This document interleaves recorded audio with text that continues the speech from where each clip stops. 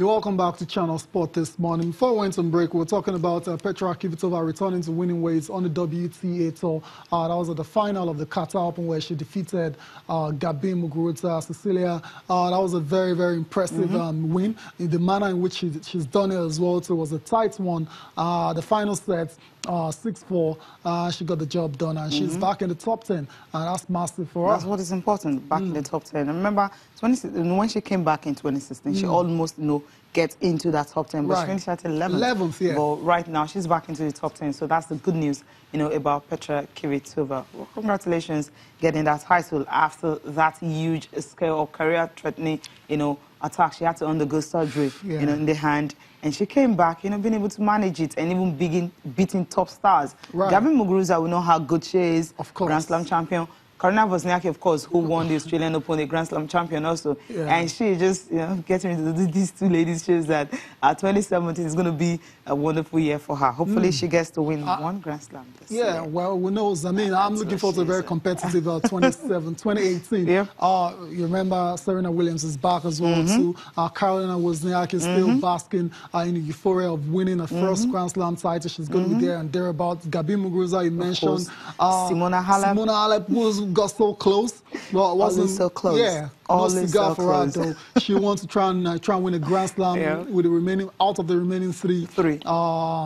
This season as well. So you can go on very and on early. and on. So the 2018 WTA tour is looking very exciting. I can't wait for that one. Let's move on, Cecilia. Let's talk about your girls. Flamingos. Flamingos, I mean, it was a draw for them when they went to Cameroon. We knew it was going to be a very tough task, knowing that Cameroonian girls came here to Benin City and they got a draw. They needed the result. They scored 2 goals. And we went to Yaoundé, we couldn't make it 2. We were able to score 1. If we had scored 2, I mean, they'd have gone to penalties and who knows? It could be anybody's game. But then away goal rules happened here and Cameroon are through to the FIFA Under-17 Women's World Cup taking place in Uruguay later this year. For Nigeria, for the first time, I can't believe we're not really going to Uruguay.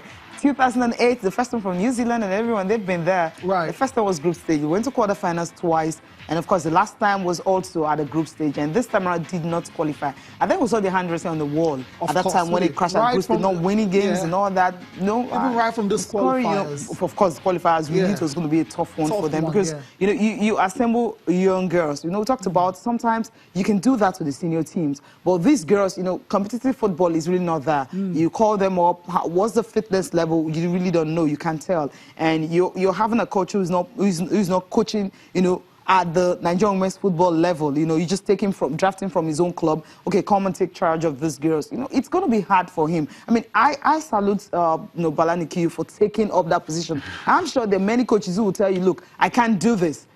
I'm being primed to fail, so to speak. But then here, he could do the job, but he thought he could because we've always had the luck of just trying and going there. This game in Benin City was where that's where they lost this, we knew that it was going to be a tough one, going to Cameroon and getting all of them. I think they tried. They were pecked back. Cameroonians scored first, and they tried to score. It was a draw. Then there was a goal that was disallowed.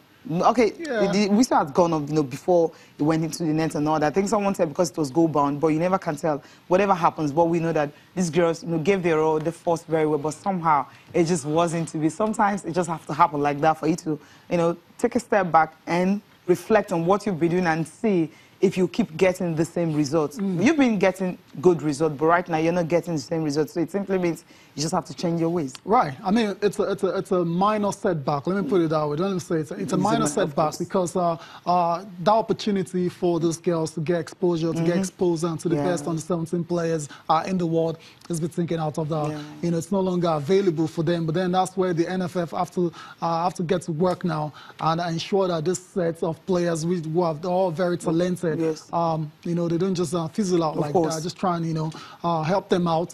Friendly matches wherever they need to improve and go to that next level. They should provide that environment for them, and they can't lick their wounds for too long. This is done and over with now. It's time to move on. Better luck next time to the Flamingos of Nigeria. Let's still talking football, but this time the Nigerian. Yeah, what's that? Okay, the war for men, the war for Team B. I just mentioned, okay, the fact that, okay, on Saturday they won, right. you know, they were good against the Senegalese. Senegal. Rashida That was Ajibade a lot getting a easier hat trick. than You know, we thought. I was afraid of that game. I felt Senegalese, they're good. But then Nigerian girls, somehow, you just can't predict them. 3-0, it was Rashida Ajibade getting all the goals in the first half, and they got that. Today they'll be playing Togo. And if you check the results, you know, between Mali and Togo, which was ridiculous, like 8 goals to nothing, you know that, okay, I think it's going to be a goal first later today. What really matters, Cecilia, is they're through to the semi-finals already with a game to spare. So, I mean, this is it's safe to say it's a new team, a new coach in charge as well, first time with the girls, and they have done pretty well. 1-0 in the first game, 3-0 in the second game, so like I said, perhaps 8-0 in the third game. I don't know how that's going to pan out, but they're doing well in Côte d'Ivoire, in Abidjan, that's the Super Falcons of Nigeria. And Rashida Ajibade, one last word before we go, she just stay in the Falcons and stop bringing her back to the... No, she should... Well, I'm sure she's going to go. What? I'm sure she's going to... No, I'm saying... What I'm saying is that... No, this is the last time she'll be playing on the 20. I know that. So. I know that for real. Because when you've gotten to that standard, you know, you have to put that, you know, you have to, like, just stay there. Stay there. I mean, she's going to go to France later this year. We know that. Why should she go? On the 20. Come on. Do you have options? Monday gifts have to be drafted to the under 17 level and all that. Because all of them were taken to Super Falcons camp. They felt on the 17 level, we didn't really have much of this player. So some of these girls are going to go to France. And after that, I know they'll graduate to, you know, the Super Falcons level permanently. Right. You can always... Francisca Odega, you know, she was on the 20 when she was drafted to Super Falcons. Right. Yeah, so she did. So Rashida also. Stay there after this one. All right.